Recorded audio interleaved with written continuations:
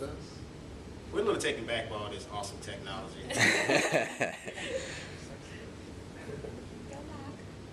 There you go. Is he back? Yeah. Oh.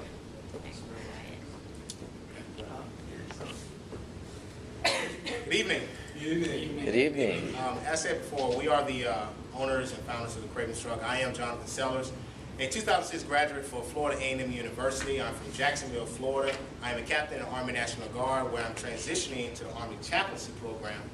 And with that being said, I'm a current seminarian at the Morehouse School of Religion at the Interdenominational Theological Center in Atlanta, Georgia. I'm Keontae Key. I'm a 2009 graduate of Florida A&M University. I got my degree in public relations, and I'm currently working on my master's in integrated marketing communication at FSU. I intend on graduating this semester. I think that's it for me. I don't have any long spills. So we're going to go ahead and get started. The video kind of briefly talks about what motivated us to get started. Like I said, I graduated in 2009, which was kind of like death. It was kind of hard to find a job. And I went into graduate school after that, but I was kind of like, I wanted to create something that could have a legacy. A lot of times we kind of think about ourselves and I want to vacation here and do these great things and buy a house, but a lot of times we don't think about the people that come after us, our children, their children, and things like that. And I think it's important that when we're talking about our future, that we think about those things. What will we be able to pass down? So as you see in the video, our family, my family is in it. My grandmother, like the video says, she was the old lady in church. If there was a bake sale or something like that, she baked the goods. And red velvet was my favorite. So we kind of took that because we knew, okay, chicken and waffles, but we knew we had to kind of have a niche for it. So doing the whole flavor waffle thing was important to us. Exactly what she said. My part of it overall was just spirit of adventure in regards to entrepreneurship. I was a hustler growing up in the boroughs of Jacksonville, Florida. Started off as a kid, used to make drawings of limousines in kindergarten and trade them for little kids' snacks and juices. And it matriculated on up, and I pretty much always had that spark of entrepreneurship.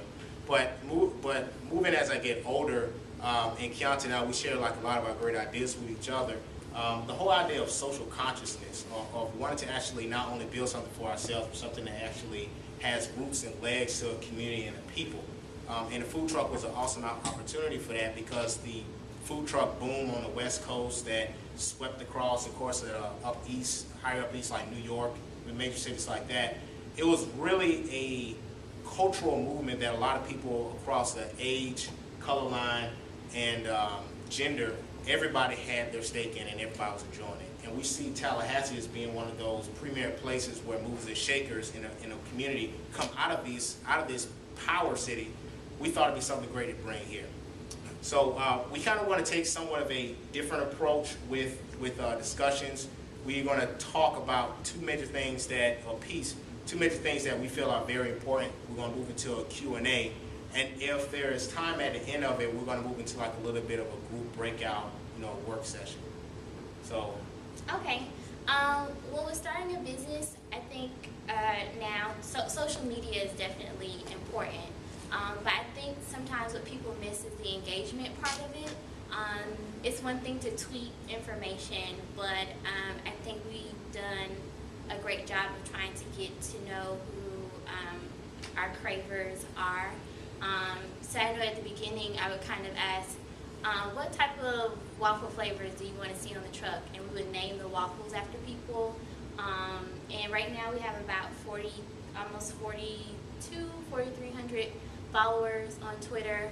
We were named one of the top tweeple of Tallahassee. So the engagement piece, like I said again, is very important on any social media platform. That goes to Facebook too, but I personally like Twitter a little bit better. I think I found out Michael Jackson died on Twitter. I found out about Balloon Boy on Twitter. I found out so much on Twitter. So I definitely think that's one of the best tools. Another piece that I think the reason we've grown like we have is community outreach. We do a lot of fundraisers with nonprofit organizations. Like we're going to be doing dance marathon for the second year, giving out free waffles. That's something that we always enjoy doing because we feel so fortunate to be embraced by everyone that we feel like we have to give back. And I think that's what's going to be different for young entrepreneurs like ourselves. We're not going to be the same as the older people. I think there's a social responsibility, a social consciousness that we are more aware of, and I think that's important when you're talking about entrepreneurship and you're talking about business. It has to be a two-way. You can't just take. You have to definitely give. So social media and community outreach are very important to me. Awesome.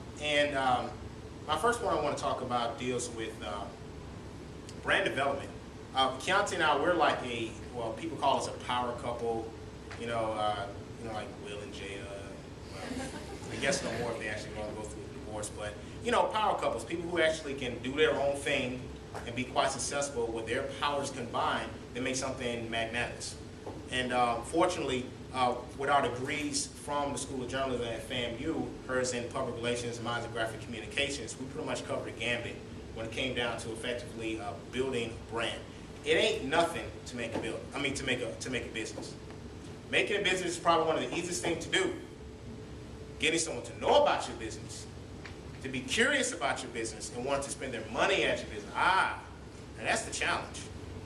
And thankfully with our degrees and our education, we've been able to actually pour that into it. So we do all of our graphic work. All the graphics you see up here, we've done.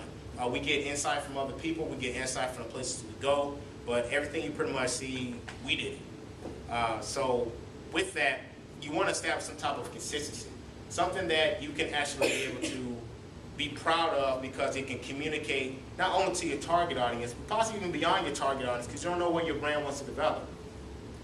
It's something so creative about how we were able to design this. The truck itself was pretty much a rendition of 1950s, 1960s kind of a vibe, back when America was America, and you can go to the gas station and have your gas pumped, and they check your oil for you, and you go to a drive-through, and you felt like somebody with everything. So we want to bring back the whole type of feeling. So we try to establish a little bit of a 50s with a modernized vibe to it. So everything that we do is pretty much consistent with that. We have excellent customer service. We're definitely willing to admit our mistakes, and we're trying to have an ethos that reflects more of the work ethic of America that everybody and our grandparents have those glittery eyes about.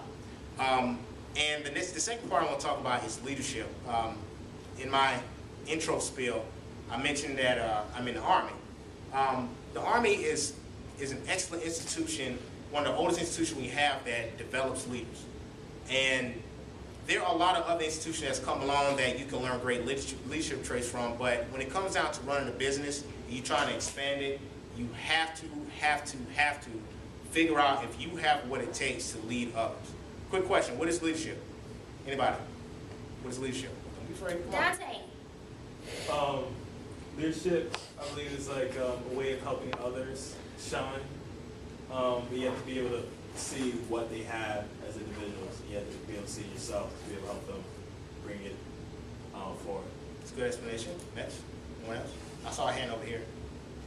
Don't be afraid, come on. The ability to make decisions without time or enough information, or being certain of yourself. Okay, that's good. Being able to find a collective idea for a group of people and move them in the right direction and get to the goal they need to be at. Awesome. And one more, gentleman in the back. Yeah, bringing out passion from your people that are around you and following you. Awesome. All of these are great explanations and some great in-depth adjectives or describing what leadership and some of the principles are. My definition of leadership came from Colonel Bachman when I was in high school ROTC. He said that leadership is the ability to influence others to accomplish a common goal, mission, or task. Plain and simple, and that just stuck with me throughout. So when it comes down to you wanting to build a brand and identity, you're going to have those qualities needed in order to make your brand grow. And more importantly, to give your employees a sense of a sense of empowerment themselves, when you can invest in them, trust, and also building them up so they can also be leaders, so they can feel like they have an invested stake in your organization or in your business. Our business model is quite basic and simple when it comes down to the nuts and bolts of how it operates. But taking the training I got from the Army and just want to try to make sure that everybody on the lowest levels is fully capable of running the truck or able to handle whatever situation may come, regardless of it's your 10th day on the truck or you've been on the truck for a year. Empowering people with education and putting that trust in them, developing them, is a very crucial part when it comes down to developing and building your brand. Leadership, leadership, leadership. So I can't really beat up on that enough. There are a lot of great organizations that will teach you more about leadership. Army or the military is an excellent structure. But if you join the Chamber of Commerce, we're also members of the local Chamber of Commerce. They have constant workshops that offer guidance for people to figure out how they need to build or associate themselves with the right people to develop their business. Because I know we all like to have our S on our chest. We like that red cape and those pajamas, those underwear on the outside. It looks really cool. But you can't always be a superhero. You got to be able to share the vision, and you got to be able to have the right people around you to lead them to expand your business. So those are my 2 points. I know it's kind of, I'm excited to be here. It's kind of long and drawn out. I'm a preacher, by the way, so help me out here. All right. Okay, so what we wanted to do next was kind of get some feedback from you guys. We wanted to launch 2 new ventures this year.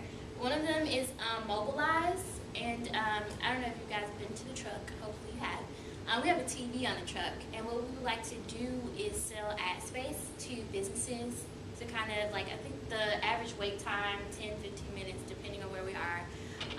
But people are maybe standing there looking at the TV, looking at the ads, things like that. That's the first point. And then the second one is we were thinking about opening a coffee shop. We were thinking about this because Borders closed, and we used to go there.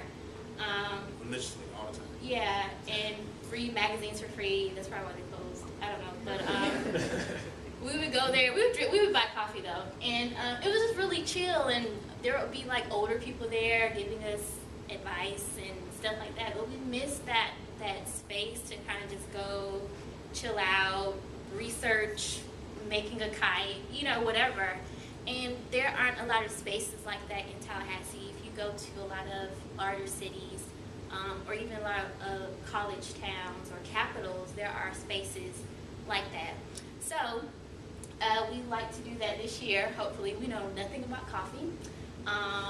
But what we wanted to do is maybe have you guys break up into groups and discuss those 2 items, the Mobilize and coffee shop, and kind of give us a brief, I guess, SWOT analysis of those both, the potential for a coffee shop.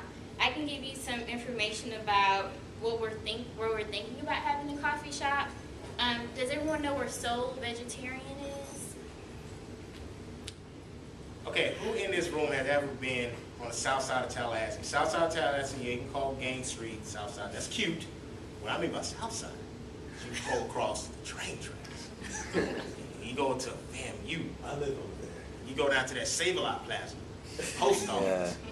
How many of y'all ventured as far down south as a post office on the south side? Show it, come on, be proud.